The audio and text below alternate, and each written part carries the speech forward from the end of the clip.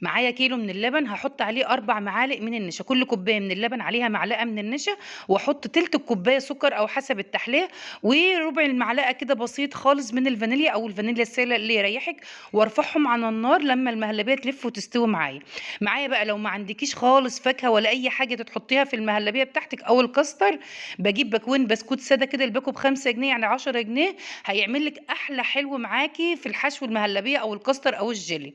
وحطيته كده زي ما انتم شايفين، وحطيت بسكوته سليمه كده على الوش. ولو ما عندكيش بقى زبيب، جوز الهند، عين الجمل، اي حاجه، بتفرفتي شويه من البسكوت وترشيه على وش الطبق. ممكن تستكفي بالمرحله ديت، بس انا بصراحه حبيت احط كمان طبقه من الجيلي. عملت بكوين من الجيلي كده، وضفت كمان طبقه بس بعد المهلبيه بتاعتي ما ريحت شويه، علشان الجيلي ما يسقطش لتحت. وحطيت جيلي برضو لو عايزه تدخلي له بسكوت عادي، الولاد عندي بيحبوا الجيلي بالبسكوت.